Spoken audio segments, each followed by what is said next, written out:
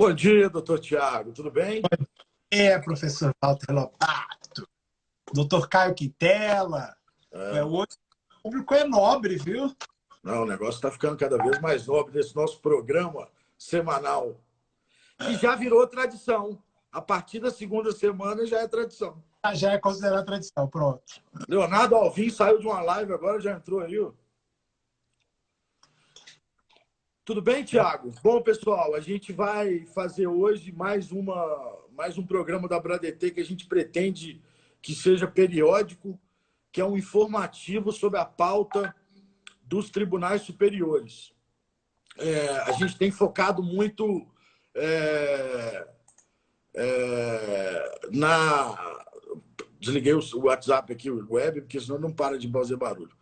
A gente tem focado muito na pauta do Supremo, porque ela está bem extensa, mas nada impede que a gente também vá...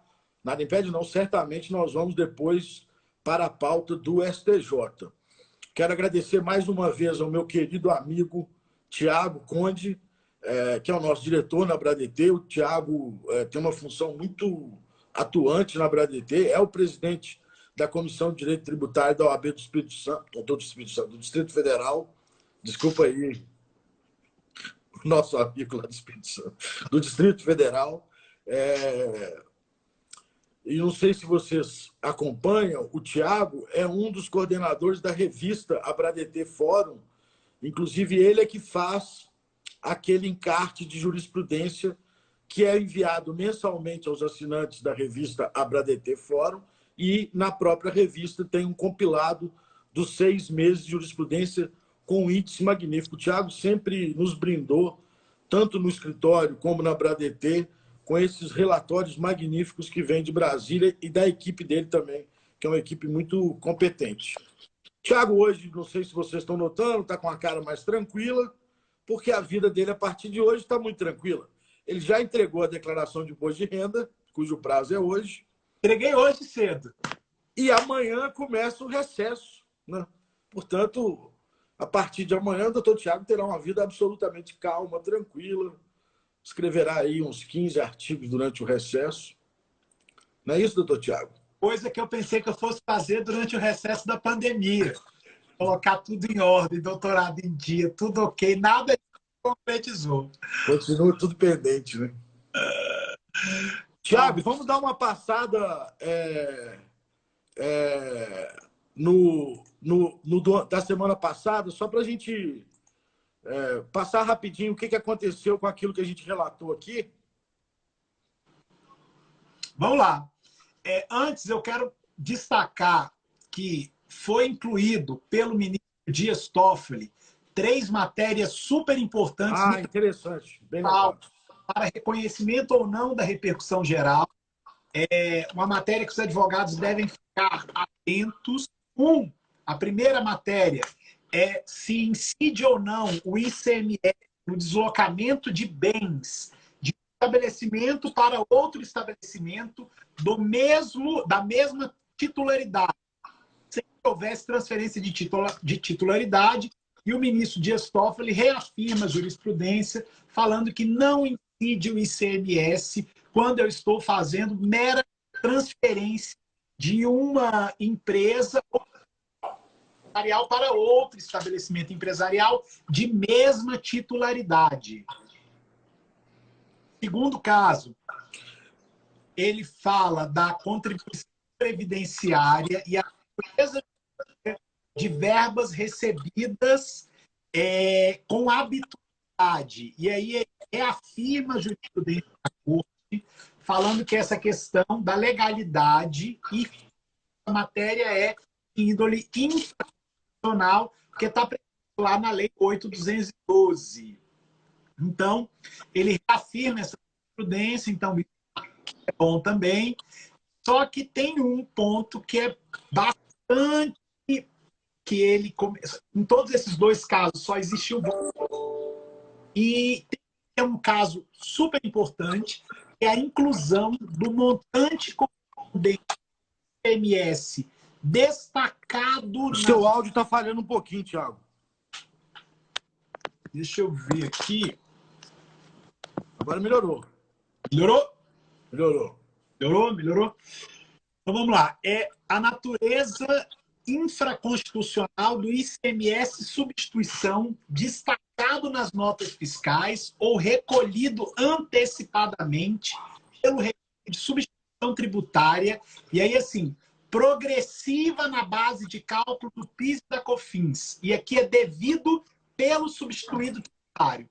O ministro Toffoli reconheceu que é infraconstitucional essa questão, aplicando-se aí os efeitos de ausência de repercussão geral acerca dessa questão do ICMS destacado nas notas ou recolhido antecipadamente em regime de substituição tributária progressiva para a base de cálculo aí do COFINS. Só tem o voto dele nessa questão. O Frattari entrou aí de novo. Pois é. Tudo bem? Bom dia, Frattari, Rafael Caldeira. Mas me explica esses três processos, ou esses três temas do ministro Toffoli. Isso entra na pauta virtual? Não. Essa é uma pauta lateral para o reconhecimento ou não de repercussão geral da matéria. Aqui traz duas reafirmações, né? Uma, na questão do ICMS, da ativos, ele chama de ratificação para tentar pacificar aqui embaixo. Até hoje, nós temos autuação aqui no DF, do DF tentando incidir o ICMS na transferência de ativos. Não, vários estados ainda autuam, apesar da súmula 66, inclusive argumentam que a Lei Complementar 87 reafirmou a incidência, mesmo o STJ pós-Lei Complementar tendo reafirmado a vigência da súmula 66. Então, nesses três casos, ele fala assim, tratam-se de matérias infraconstitucionais. Ele fala, no deslocamento, ele fala que ele está ratificando, é matéria, mas ele fala que não acabou, e aí ele está ratificando aqui. No segundo, nessa questão da contribuição previdenciária, afirma a jurisprudência que é de índole constitucional. Então, ele pega segmento do RE e fala, ó, tem mais para os prêmios, mas não, fica aí embaixo. Esse segundo é muito interessante, porque eu discutia recentemente com meu amigo Fábio Fraga, e ele falou o seguinte, Braga, hoje eu estou embolando tudo, e ele falou o seguinte, e a gente falava o seguinte, olha, se o Supremo de uma vez por todas não der um basta, ele vai virar um órgão de consulta de toda a parcela trabalhista. Tá? Aparece uma parcela nova, vamos ao Supremo perguntar se isso incide ou não contribuições previdenciárias. Né? Então, essa decisão dele me chama a atenção desse corte, de dizer assim, ó, o Supremo já definiu os limites. A partir de agora, isso é matéria infraconstitucional. E ele definiu também, e exatamente, ele faz o corte e manda para as instâncias. O Supremo não pode ficar se preocupando com todas as questões no mundo, tudo é tributação, tudo é... Não, porque senão não acaba. Né? Parcelas novas surgem todo dia. Nós vamos ficar discutindo parcelas, e não digo só das contribuições previdenciárias, mas de tudo. Vai virar um órgão de consulta de parcela, e não a fixação dos limites constitucionais. Né? Isso. E aí, assim, no terceiro caso, ele fala da natureza infraconstitucional dessa questão do ICMS ou recolhido em operação, e aí a gente, nossa, mas essa é uma questão, ele fala que é infraconstitucional, deu voto, ninguém ainda votou, mas essa inclusão do ICMS destacado na questão tributária progressiva é uma matéria super importante de interesse da advocacia como um todo.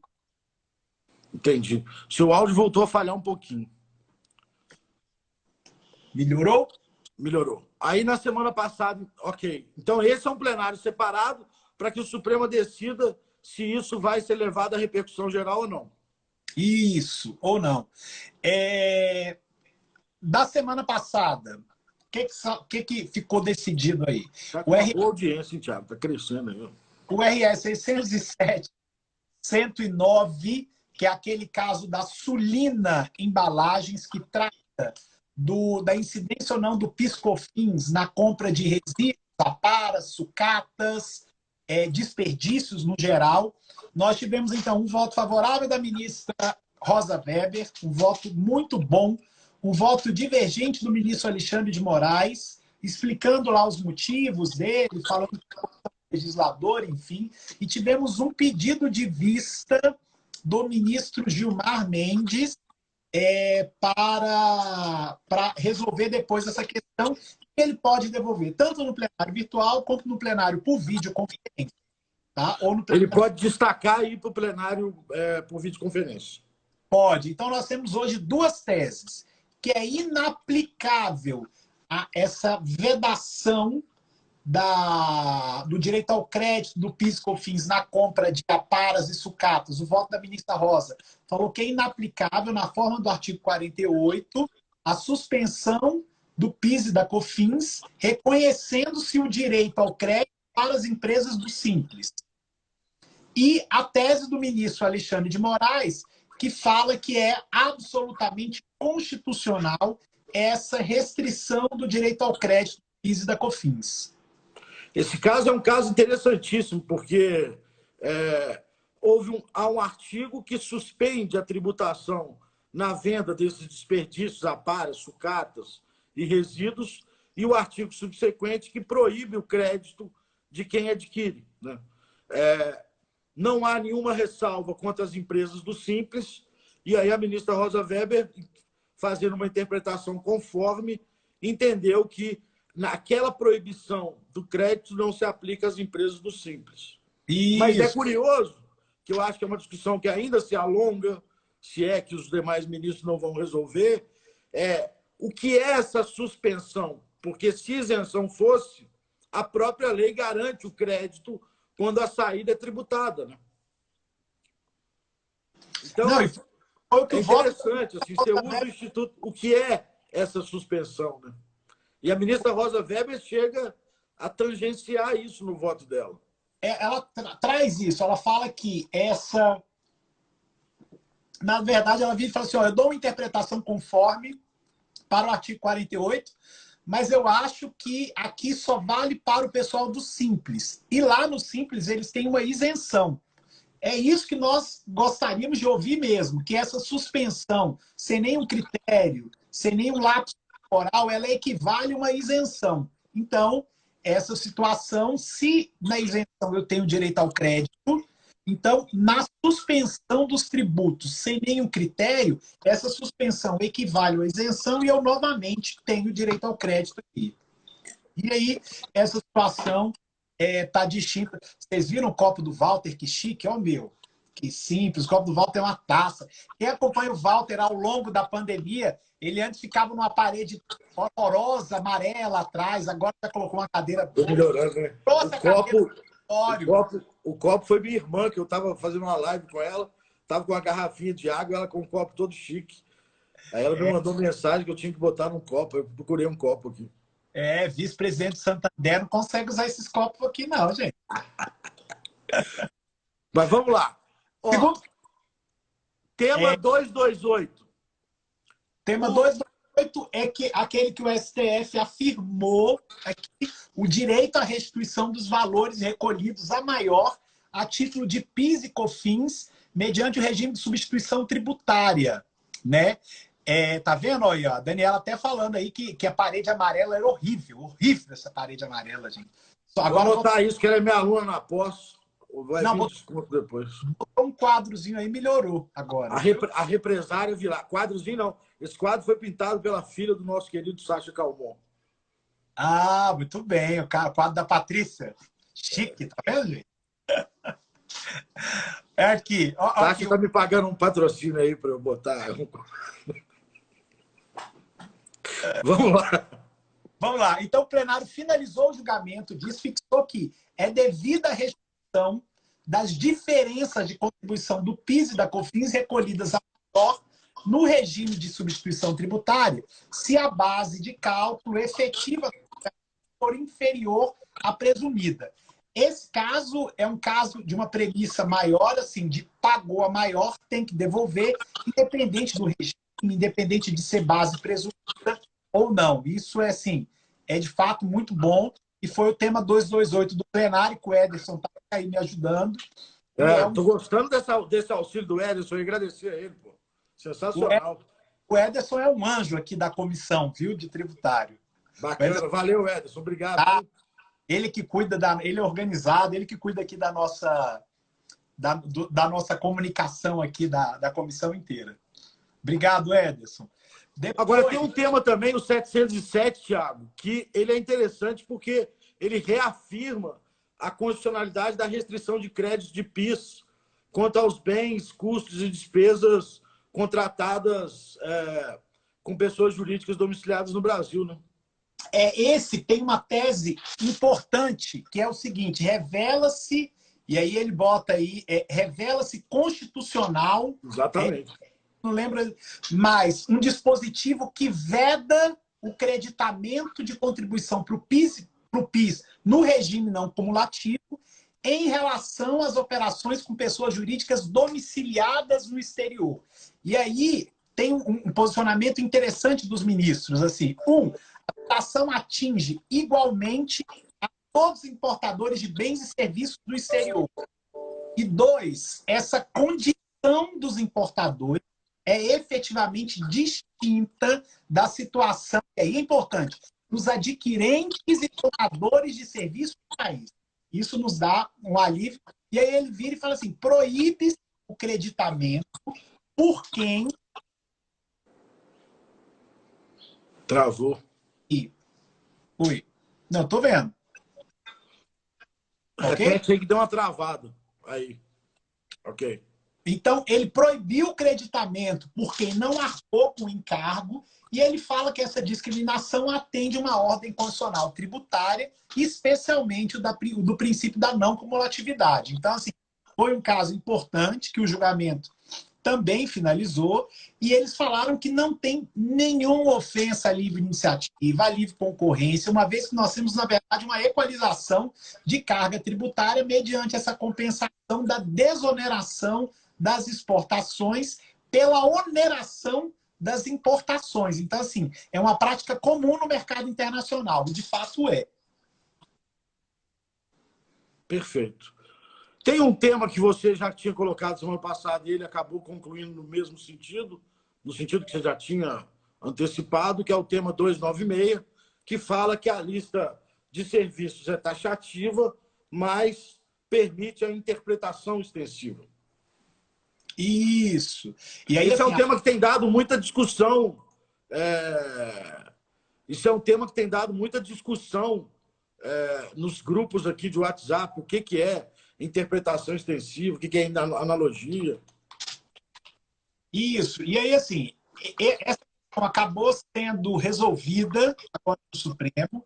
Eu acho que é uma questão que foi resolvida em caráter ainda muito perfunctório, porque a tese fixada falou que é taxativa, admitindo-se, contudo, que o tributo é elencado em lei, mas em interpretação extensiva. Isso vai dar um enorme âmbito ainda de discussão. Então, assim, eu posso ter um serviço fixado em lei em razão de interpretação extensiva. Isso aí eu acho. E a interpretação extensiva tem que ser aquela que retrate, dentro da lista, características irrenunciáveis dos demais itens que lá estão. Porque senão é interpretar por analogia. Né? Eles falam que, os ministros falaram que, embora a lista deve receber uma interpretação... Travou de novo. Oi.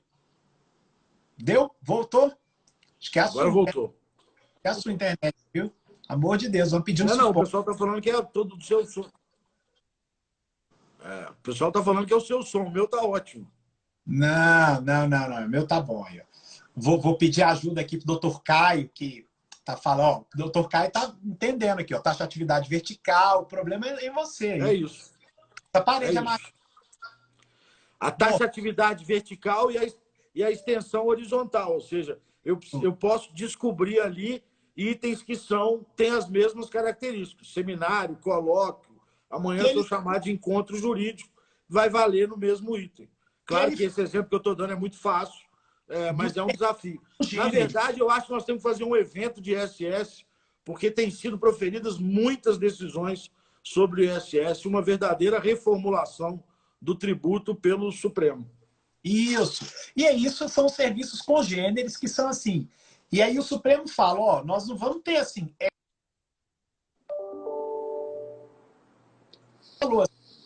Aí, ó, gente, é o meu ou é o do Thiago?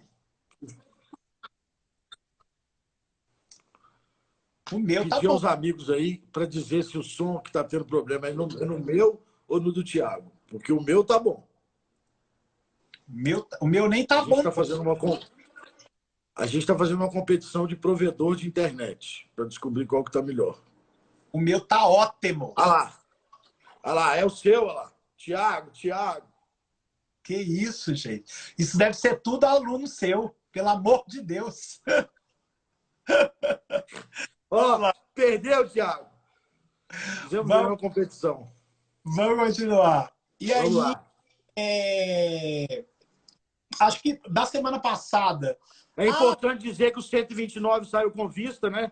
O artigo que determina lá, ou que acirra a questão da pejotização da Lei 11.196, né? Nós tivemos um voto favorável da... Como é que foi o relator?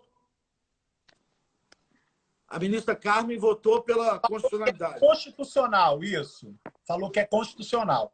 Eu estou tentando aqui melhorar. O pessoal está falando, o Edmilson falou aqui, comigo, pronto, vê se melhorou. O Edmilson falou, tá tudo bem, né? Os meus alunos falaram, não valeu, tudo bem. É que você faz chantagem com as pessoas, conhece seu modus operandi. Você deve ter mandado no grupo do WhatsApp. Pois bem, 129, foi suspenso o julgamento, falou que é constitucional, mas o que acontece é o seguinte, essa regra é boa, porque vira e falou, ó, você pode contratar serviços personalíssimos por uma pessoa jurídica, é o que nós sempre estamos aí defendendo. Um outro caso que ficou também com vista foi a ADC 66, que é importante, deu uma confusão, falou o seguinte, não pode mais ter planejamento tributário, não pode ter nada do tipo, muito pelo contrário. A decisão da ministra Carmen Lúcia, já acompanhada por alguns ministros, agora com vice Lewandowski, ele definiu que o parágrafo único do artigo 116 do CTN ele é constitucional. Entretanto, até o nome, norma geral anti-elisível, está absolutamente equivocado. Ali o que elas têm que fazer é uma norma geral contra ilícitos ou contra absurdos. Assim, eu estava lendo no final de semana um artigo do doutor Leonardo Alvim, ele chama essa norma não de norma anti-elisiva, mas de norma geral anti-abuso. Aí realmente é isso mesmo, uma norma geral. E aí o doutor Leonardo traz um artigo muito bem fundamentado do ponto de vista teórico e ele traz que essa norma geral anti-abuso deve sempre ser validada ou deve sempre ser colocada em efeito quando eu tiver realmente simulação, fraude ou dissimulação, quando eu tiver qualquer abuso do contribuinte. É uma interpretação que alguns fiscais trazem qualquer negócio com o intuito de ter uma economia tributária, eu vou sempre desconsiderar. Não é isso que o Supremo falou. Então, esse caso é super importante. Então, o artigo 129 da 11.996 saiu com vista para o ministro Dias Toffoli. Isso. E o 116, parágrafo único, saiu com vista para o ministro Lewandowski. Exato. Os votos postados são só dos relatores? Não, tivemos outros votos postados também. Alguns ministros costumam postar votos. Tá, a gente depois vai fazer uma live especial para isso. Como eu falei aqui, a gente só dá uma informação. Tem outros casos da semana passada, mas eu acho que esses são os mais relevantes, né? Depois, se a gente quiser, a gente pode postar aquele informativo lá. Galera que assina a revista Bradt Fórum já recebe esse informativo.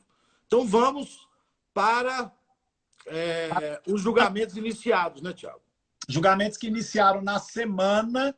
O primeiro caso é um caso super... Lembrando só quem está assistindo a gente pela primeira vez, esses julgamentos da sessão virtual iniciam-se na sexta-feira, de quinta para sexta, meia-noite, e duram uma semana, né? Só que, como nós teremos o recesso, esses julgamentos terminarão no dia 4 de agosto. Tá.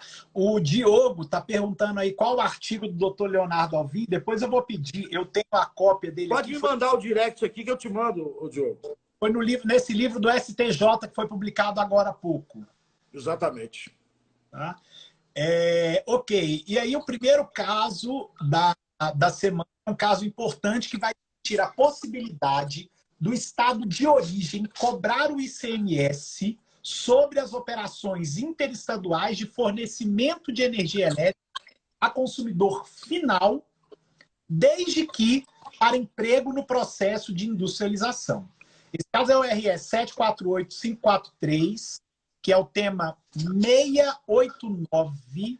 É um caso que tem uma repercussão econômica enorme na indústria. Toda a indústria está super atenta com esse caso. E a tese fixada na repercussão geral foi que não incide o ICMS sobre a operação e destina a outro estado energia elétrica, alcançada aí a saída e a entrada de mercadoria, considerado aí os estabelecimentos diversos, desde que essa energia elétrica seja aplicada no processo de industrialização. Isso é importante. E aí eu tenho a energia do processo de industrialização, a energia administrativa. Isso precisa ficar bem delimitado. E aí o ministro vira e fala, inclusive, que o ministro Aurélio fala que isso daí é uma verdadeira impunidade. Né? Então, isso é super importante. Esse caso é muito relevante, ele tem discussões secundárias ou paralelas que também tem uma repercussão grande. Mandar um abraço para o meu grande amigo Felipe Renault aí, faz um belo trabalho lá na ES, na OAB do Rio de Janeiro. Um grande amigo que eu fiz na vida profissional. Muito bem, esse caso, Tiago, é o seguinte. A Constituição determinou que não incidiria energia elétrica, lubrificantes, na transferência interestadual para que um Estado não ficasse dependente do outro em insumos tão necessários, né? Até fundamentado no Pacto Federativo. O Supremo, quando julgou essa matéria, baseado, inclusive, no dispositivo das disposições transitórias, ele falou, não, isso não é uma imunidade propriamente, porque senão eu criaria uma desigualdade às avessas. Isso, na verdade, é uma não incidência na origem para uma incidência no destino. O ministro Marco Aurélio, lá no julgamento de origem, foi vencido. Para ele, a Constituição determinou uma imunidade ampla e restrita. E, portanto, não há de se falar em incidência. A discussão que existe agora é se essa incidência no destino, já que é para equiparar os consumidores, para não haver uma desigualdade às avessas, se não seria apenas para o consumidor final. A Lei Complementar 87 entende dessa forma. Tanto que ela fala que, quando destinada à comercialização ou à industrialização, não haveria incidência. Exatamente porque, nesse caso, nós não estamos falando de consumidor final, portanto, não haveria uma desigualdade às avessas na formação do preço. Isso, e aí, inclusive, que a circulação é nacional, o dispositivo, sendo constitucional, ao tratar da não incidência do imposto nessa operação, ele vai versar da operação como um todo, sobre a aquisição de energia elétrica do consumidor final, abrangendo em entrada, saída, tudo. E pode acontecer, nesse julgamento, se definir duas coisas. Os estados entendem que aquele conceito de industrialização é só a industrialização da própria energia, e não a industrialização como um todo, que me parece um equívoco, porque o conceito de industrialização é amplo e é aceito tanto na lei complementar quanto nos regulamentos do ICMS para fins de incidência de ICMS. Então, você não pode ter um conceito da palavra industrialização para fins de energia elétrica e um conceito da palavra industrialização para outros fins, porque a lei não fez isso, né? Então, Isso. esse é um efeito que pode acontecer nesse julgamento ou não, e o outro efeito é a manutenção de créditos, mas eu acho que aí não entra, porque os estados entendem que essa saída de não incidência deveria gerar o estorno do crédito, só que não é uma não incidência, é uma incidência em que muda a capacidade ativa, vai ser cobrado no estado de origem e não no estado de destino. Pode acontecer desses casos ou dessas teses paralelas entrarem nesse julgamento. Isso. E o Nesse Supremo... caso, eu acho que pode ter novidade de votos, porque, como eu disse, o ministro Marco Aurélio ele foi vencido lá no julgamento da imunidade. Então, pode ser que tenha aí uma mudança ou um voto divergente.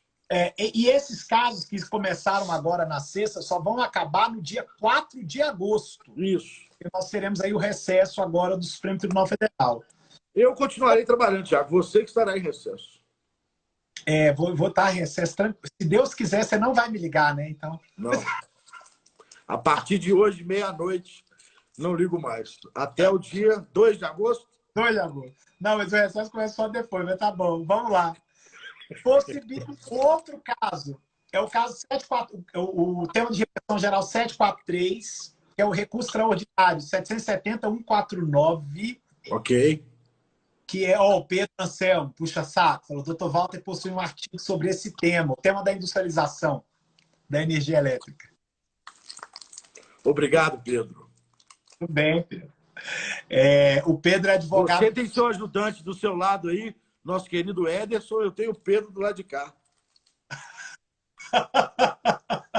Ó, o Robson já está avisando que vai te ligar no recesso.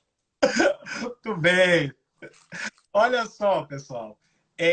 Esse caso agora aqui é o famoso assim, pau que bate em Chico, bate em Francisco, que é a possibilidade do município, cuja Câmara Municipal está em débito com a Fazenda Nacional, obter certidão positiva de débito com efeito de negativa.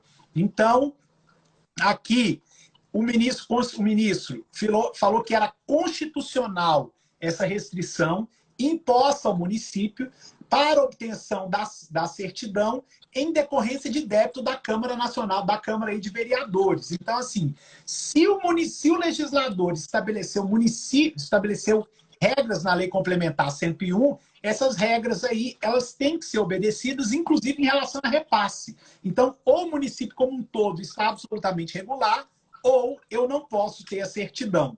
Tá? Então, foi uma regra... Interessante o caso, hein? Os contribuintes já correram tanto atrás de certidão.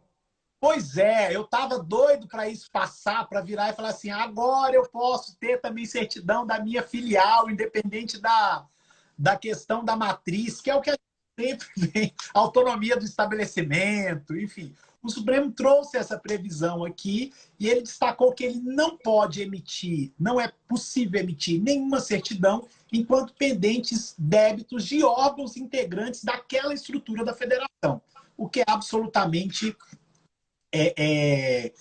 paralelo aí ao que vem decidindo as outras jurisprudências dos outros tribunais. Né? Nosso amigo Rafael Caldeira aí está levantando uma divergência com o Pedro. O Pedro é coautor do artigo, por isso que ele alertou. Ah, tá. Tá querendo... Pedro tá querendo... Interesse próprio. A outra Tiago, questão... tema 796, esse é muito interessante. Esse é muito interessante. Eu tenho um caso dele também. Começamos bem, e foi a questão de se o alcance da imunidade tributária do ITBI sobre imóveis incorporados ao patrimônio de pessoa jurídica, aí, ok, tá chovendo molhado, só que aqui, assim, quando o valor total dos bens excederem o limite do capital social a ser integralizado. Aí, isso é importante. Por quê? O que o ministro traz? Que é imune sobre o ponto de vista tributário a incorporação ao patrimônio da pessoa jurídica. Ponto. Previsto em lei. Ainda que o valor total exceda o limite do capital social a ser integralizado. Então, assim, o ministro traz uma posição que é, no mínimo, interessante. Ele vira e fala assim, que a razão de ser da imunidade dessa transferência é facilitar exatamente o trânsito jurídico de bens, considerando aí o ganho social que eu vou ter lá na pessoa jurídica. Então, assim, ele entende que a expressão realizar o capital social busca exatamente manter ou busca manter a incidência do TBI em outras formas de aquisição de propriedade, como a dação, a compra e venda, mas não nesse caso concreto. Então, ele esclareceu que nessa operação específica aqui, eu continuo mantendo a imunidade. Aí, tem um caso assim, é o seguinte, você faz uma incorporação de uma empresa. Incorpora-se essa empresa, por exemplo, pelo valor contábil dos bens. Mas aquele bem incorporado, aquele imóvel incorporado, ele tem um valor de mercado maior do que o valor que você integraliza naquele momento da incorporação. E alguns municípios passaram a cobrar essa diferença ou esse excesso, o ITBI sobre essa diferença, esse excesso, ao argumento de que a imunidade não alcançaria esse valor. Esse caso é um caso muito legal para discutir sobre interpretação de imunidade. E esse caso bacana. E esse caso ele tem muitas ramificações também, porque o ministro esclareceu que, olha, pode existir aqui ágio na subscrição de cotas ou ações que vão representar um investimento direto em sociedade empresária, devendo receber idêntico tratamento. Então, só com esse ponto que o ministro coloca lá, eu já mato. E aí a importância da advocacia, e não ler só a tese, mas ler o acórdão como um todo, porque o ministro tem uma situação importantíssima, por exemplo, para a nossa advocacia do CARF, que é exatamente esse ágio na subscrição de cotas que vão representar um investimento. Exatamente. No caso, muito bom. Tem votos do ministro relator e os demais votos serão postados até o dia 4 de agosto, não é isso? Exato. Abraço ao nosso amigo Breno aí, seu colega de OAB e nosso colega de ABRADETER. Isso, exatamente. Um abraço ao Breno. Vamos lá. O outro caso é um caso que a gente vai ter dificuldade de falar aqui, porque a gente não conhece muita matéria, que é a incidência de ICMS na venda dos automóveis integrantes de ativo imobilizado de empresas locadoras de veículos aqui, né? Aqui adquirido diretamente de montadoras é o tema 1012, tema esse que você já deve estar sonhando com ele há alguns dias. O Thiago está dando indireta porque eu ligo para ele o tempo todo para falar desse tema e do outro que a gente vai falar. Tudo bem, Thiago, já aceita a reclamação. No recesso eu não vou te ligar. E a tese a ser fixada aqui, quando deu meia-noite do dia, eu não consegui, eu estava dormindo na quinta-feira passada, eu estava tentando dar F5 ali no computador, o Walter me manda um WhatsApp, meia-noite e 30, eu vi primeiro que você. E eu... O chefe não pode ver antes da gente, não, né? Mas, o chefe, o colega. Então, esse caso aí é o seguinte, é um caso muito interessante, que, de novo, pode ter discussões laterais ou não, a gente acredita que não, porque é um convênio firmado, convênio 64, firmado no CONFAS para dizer que haveria incidência de ICMS quando houver a alienação de automóveis adquiridos por empresas que explorem agroindústria, arrendamento mercantil e locação, não é isso? Isso. E aí a discussão é: o fato de eu alienar antes dos 12 meses retira ou não o conceito de ativo imobilizado, né?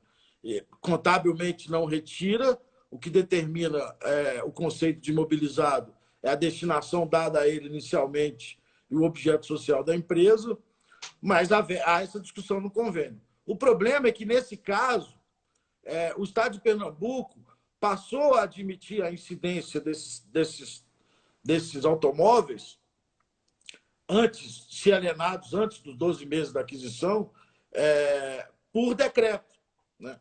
E o relator, calcado no princípio da legalidade, o ministro Marco Aurélio, entendeu que é absolutamente inconstitucional o decreto estadual 29831, exatamente por versar sobre incidência ou não de ICMS nesses casos. Então, a gente não chega nem, pelo voto do relator, a adentrar muito na discussão do 64, né, Tiago?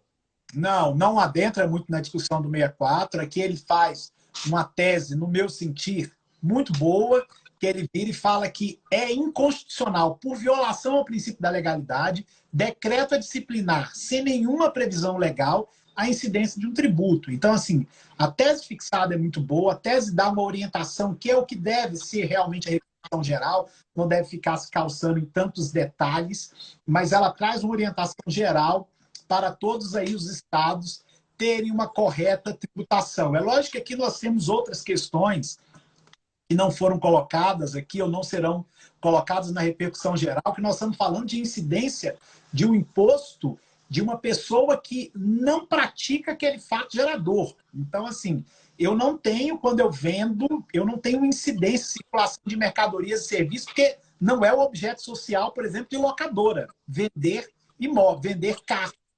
Aí você vai falar assim, mas toda hora que eu vendo, que eu passo no perto de aeroporto, eu vejo lá, vou usar o nome do próprio contribuinte aqui, do recorrente, localiza seminovos. É lógico, quando você vai locar um carro, você quer um carro absolutamente novo. Você vai, olha, se o carro estiver ruim, ele não o consumidor não quer locar aquele carro, não quer utilizar aquele serviço. Então, para as locadoras efetivamente prestarem o serviço, razão do objeto social delas, elas precisam renovar a frota. Então, eu não posso falar que eu tenha circulação de mercadorias e serviços. E o volume não altera a destinação. A destinação é ativo mobilizado. Ativo mobilizado não é mercadoria. Ativo mobilizado não vira mercadoria. Ativo mobilizado é o equipamento para exercer o objeto social. Além de tudo, tem uma discussão muito distorcida aí que fala que ela tem concorrência, etc., as locadoras, e não é verdade. Primeiro, que elas são de uma fatia muito pequena desse mercado. Segundo, que o mercado é diferente, porque o carro dela dura, por exigência do mercado, por exigência do consumidor, uma média de 1 ano e meio, enquanto que os outros carros usados são vendidos com mais idade. Quer dizer, a pessoa física que compra carro, normalmente, exceto o nosso querido Tiago, não troca carro todo ano. Então, são mercados totalmente diferentes. E, além disso, o conceito constitucional. Mercadoria é estoque, ativo mobilizado não vira mercadoria por conta... o que ele faz é desmobilizar para renovar os seus equipamentos e prestar serviço ao objeto social. E, por fim, não é que ela não paga o ICMS, ela paga. Ela paga como consumidora final quando ela adquire. Nem tem direito a crédito, porque não tem saída tributável. Então, ela não deixa de pagar o ICMS, ela arca com o ICMS sobre o valor da aquisição. Esse é um caso bem interessante também. Esse caso é interessante. Tem um outro tema aqui, o 379, Tiago. Que é de ISS ou ICMS, aquele conflito enorme, que nós temos um caso de industrialização por encomenda, nosso que deve ser liberado aí no próximo semestre a pauta. Exatamente disso, de operações mistas realizadas aqui por farmácias de manipulação. Assim, o que seria? Se seria, e aí o STF discute, coloca aí o RE 605.552, tema 739. O ministro Dias Toffoli, relator do caso, propôs a tese que incide o ISS sobre as operações aqui de venda de medicamentos preparados por farmácias de manipulação. E incide o ICMS sobre as operações de venda de medicamentos por ela ofertados aos consumidores finais. Então, percebam que a tese ela faz exatamente o confronto do ponto central do caso. A tese não deixa nenhuma evidência de dúvidas do que é, o que vai ser mercadoria, o que vai ser serviço. E o ministro ainda deixa claro que o ICMS ele vai incidir sobre o valor total da operação quando as mercadorias forem fornecidas com serviços não compreendidos na competência municipal. Então, assim, não vai existir perda de arrecadação. Então, a lógica é, nas operações mistas, o ICMS vai incidir sobre o valor total somente nas hipóteses que o serviço não estiver elencado na Lei Complementar 116. Pronto, o voto foi muito claro, não deixa aparas aí para eventual perda de receita, muito pelo contrário, e aqui o município vai ter a receita dele e o Estado também, de acordo com a legislação, traz a previsão. É um caso importante para aí ter reafirmado a posição constitucional do Supremo, que é a classificação social da tributação. E aí essa farmácia de manipulação, então, se considerado confeccionar, manipular e transacionar medicamentos, agregando outros elementos aos sais básicos, seria o item 4.07 tributado pelo ISS. Isso. No voto do relator. No voto. Julgamento ainda em andamento. Julgamento ainda em andamento, por nenhum outro voto. Tema 475 também é um tema muito legal, que pode ter uma repercussão grande, que é a incidência ou não de ICMS na fabricação de embalagem de produtos que serão exportados, é isso? Isso. É meio que, esse daqui para a gente, é meio que um gato subiu no telhado. Porque a embalagem aqui dessa forma é uma espécie de industrialização por encomenda também. Esse é o recurso 754.917 do Rio Grande do Sul.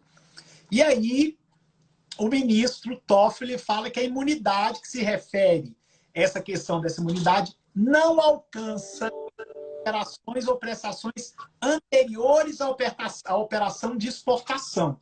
Então, segundo o ministro Toffoli aqui, a Constituição, ao estabelecer a imunidade de operação do ICMS, ela pressupõe a existência e estabelece de modo pelo qual o ônus tributário vai ser compensado depois em uma eventual operação com créditos respectivos. Então, ele sustenta que a operação, aí, a expressão que está no voto, operações que destinem mercadorias para o exterior, não abrange a cadeia de produção de mercadoria final para comercialização no exterior, não englobando, na visão do ministro, a compra e venda dos componentes utilizados no produto final levado à exportação. Então, isso que difere do nosso caso, da industrialização por encomenda. Mas você não acha que nesse caso aí pode haver uma discussão se há ou não um princípio constitucional implícito de não tributar a exportação como um todo? Eu acho que vai ter, sim, essa questão. É cada vez mais importante para tornar o país competitivo a diminuição dos resíduos tributários na exportação. Porque isso tem repercussão no Reintegra, tem repercussão em PIS e COFINS, tem repercussão em vários julgamentos. Né?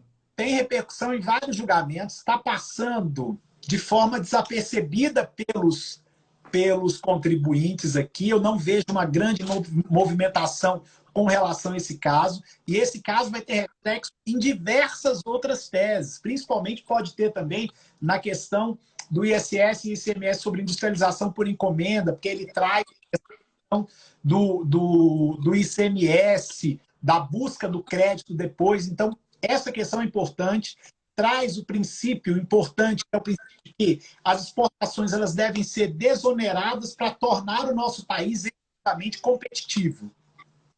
Vamos acompanhar ela no contenção.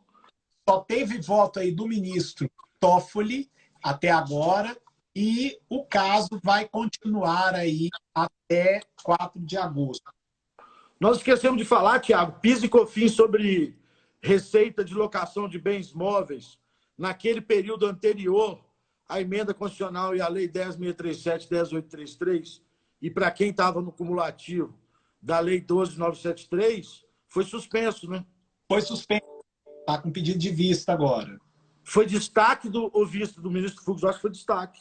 Foi destaque do ministro Fux, tendo em vista a importância da matéria. Assim, foi destaque do ministro Fux.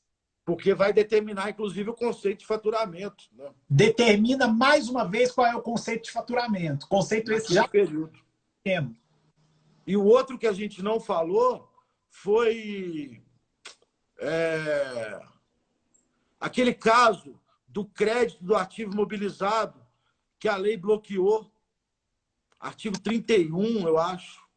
Aquele ali que bloqueou até uma determinada data, nós formamos a maioria já. Então, assim, esse caso, o contribuinte levou e era uma restrição absoluta. Mas está com pedido de vista ou encerrou o julgamento? ele está com pedido de vista, mas eu já tenho a formação da maioria. Já tem informação de maioria. Quem quiser saber sobre esse julgamento, assiste a live anterior. Isso. Eu já o que tenho mais que a gente pode destacar, Tiagão? Nós temos mais 9 minutos. A inconstitucionalidade da incidência do ISS para serviços prestados mediante cessão temporária de mão de obra para andaimes, palcos, coberturas, uma questão que é muito latente. Aí eu tenho uma questão importante. Eu tenho uma ADI do ministro Marco Aurélio, que ele fala que é inconstitucional, nesse caso aqui, ele inicia declarando a inconstitucionalidade, e depois eu tenho uma ADI do ministro Toffoli, que é a 3142 do DF, sobre um tema muito parecido, só que lá discute locação, arrendamento, direito de passagem, permissão de uso de rodovias, postes e incidência ou não. O ministro Toffoli entendeu pela necessidade de dar uma interpretação conforme e fazer incidir o ISS. O ministro Marco Aurélio já divergiu, que era o voto dele na outra ADI, que nós falamos agora, e porque ele fala que estão ausentes os elementos caracterizadores do tipo tributário. Então, não posso ter a incidência da Lei Complementar 116. O ministro Toffoli, aí, ele admite a cobrança, e aí ele fala que essa relação integra uma relação complexa, em que não é possível segmentar claramente a obrigação de fazer. Então, quando isoladamente, para o ministro Toffoli, são considerados atividades previstas na norma. E aí ele bota locação, sublocação, arrendamento, direito de passagem, permissão de uso, quando englobados em um único serviço. Então, essa é a grande diferença que desse tipo dessas ADIs que estão em julgamentos aí. São duas ao mesmo tempo. Um com o ministro Marco Aurélio falando que é inconstitucional essa incidência, e uma outra do ministro Toffoli falando que é constitucional. Nós vamos precisar fazer, como eu te disse, um evento específico sobre ISS. O Supremo tem julgado reiterados casos de ISS. Nós vamos colocar isso tudo no mesmo evento para entender o conjunto da obra. Tem muita coisa mudando no ISS e acho que nós precisamos falar sobre isso. Mais algum destaque, Thiago? Tem um último destaque. ISS é uma questão realmente importante porque nós temos um número alarmante de municípios no país, eles possuem, e aí eles vão legislando, então é uma coisa que a orientação do Supremo é muito importante para fixar a baliza, inclusive dos advogados quanto às defesas. O último caso é um caso que tem sido esperado aí, dizem que vai ser julgado em breve, que é o RE 1.233.096, tema 1067 da repercussão geral, que é a inclusão do PIS/COFINS na base de cálculo do PIS/COFINS. E aí a PGR apresentou um parecer falando que é constitucional a inclusão do PIS e da COFINS em suas próprias bases. E aí ele fala que o Decreto-Lei 1598 está em harmonia com a seção constitucional, com o que determina a Constituição, e, segundo a própria PGR, a jurisprudência do Supremo é de que o conceito de faturamento se restringe aqui ao resultado proveniente de venda de mercadorias e serviços, mas não pode se confundir com o conceito de receita e de receita bruta. Então, não pode haver discussão acerca do novo conceito de receita, o que apresenta aí uma série de divergências doutrinárias, inclusive jurisprudenciais. E ele já foi pautado? Ele já vai entrar em 7/8? Não, esse não. Esse não foi pautado, esse está a PGR apresentou parecer da constitucionalidade, então, por uma amplitude conceitual, eu acho que esse caso, para mim, é um caso, inclusive, de repetição do ICMS na base de cálculo do PIS e da COFINS, porque lá tem vários conceitos que se aplicam aqui ao nosso caso. Então, é um caso importante, a PGR falou que esses tributos fazem parte da receita bruta e do preço final da mercadoria. Então, vai discutir conceito de novo. Vai discutir conceito de novo. É muito importante. Vai discutir novamente os conceitos. E, com isso, acho que a gente encerra os casos importantes da semana. Agora, para 7/8, eu tenho vários casos já pautados. E tem um caso também importante lá para o dia 14. O Bernardo, nosso amigo Bernardo, aí perguntou se o caso do Confas está resolvido já. A unanimidade Confas. Não, quem dera, né? Outro caso importante é o do IPI Revenda, que está na pauta do dia 14 de agosto. É um caso que tem, assim... Que saiu com vista, né? Saiu com vista do ministro Alexandre de Moraes. Eu tenho gigantes de todos os lados. Eu tenho CNC de um lado, Fiesp e Firjan do outro. Não, e tem um caso que, além de muito interessante do ponto de vista tributário, é muito interessante do ponto de vista constitucional, que é o caso do IPVA também, que está pautado para o dia 7/8, não é isso? 7/8. O que esse caso aconteceu? O Supremo julgou o caso concreto, havia uma DI sendo julgada em conjunto, mas na proposta de teses, existiram teses absolutamente contraditórias. Ou seja, a partir dessas teses, ou contraditórias ou sem consenso, o Supremo volta o julgamento para plenário para julgar a tese da repercussão geral. Isso eu, no tributário, não tinha visto isso ainda. Isso é completamente novo, porque nós estamos numa realidade nova no plenário físico. A assentada da fixação de tese vem naquele momento. Esse caso causa uma enorme insegurança jurídica aí, porque até agora nós não sabemos o que realmente ficou definido, porque o que julga a repercussão geral é a fixação da tese. É o primeiro caso em que o Supremo volta. O Supremo já julgou algumas vezes para voltar para a tese, mas eram casos em que assim, eles finalizavam o julgamento tarde da noite, já, bem tarde, e aí falavam, não, vamos suspender para fixar na próxima semana. Mas no virtual, com certeza, é a primeira vez. Virtual é a primeira vez, com certeza. Thiago, está me avisando aqui que a gente vai cair. Eu queria ser uma fera, impressionante o seu conhecimento, a capacidade de saber sobre todos os assuntos pautados. Quero te agradecer. Um caso. STJ é importante. Trava dos 30. Não, eu vou falar agora. Nós temos vários casos julgados no STJ, muito importantes, vários casos. Nós temos essa pauta do dia 7, que nós não exploramos hoje, a pauta do dia 14, nosso rei de Brasília, como diria o Rafael Caldeira, a pauta do dia 14, e é por isso que o nosso programa informativo vai continuar mesmo no recesso. Nós convocaremos o nosso amigo Tiago para a semana que vem falar desses casos importantes do STJ que foram julgados nessas 2 últimas semanas. Tiago, não tem nem como te agradecer. Obrigado mesmo. Viu? Obrigado, pessoal. Despede aí que nós temos 20 segundos. Fiquem com Deus, até logo. Obrigado à Abradt pela oportunidade. Obrigado a todos aqui da Comissão de Assuntos Tributários do DF que estavam aqui conosco. Nosso querido Tiago Laje aí, meu xará. Tadeu, nosso amigo Tadeu. Vamos desligar, senão vai cair, para eu não consigo salvar. Tiago, eu e o Robson vamos te ligar o recesso inteiro. Abraço. Gente, abraço.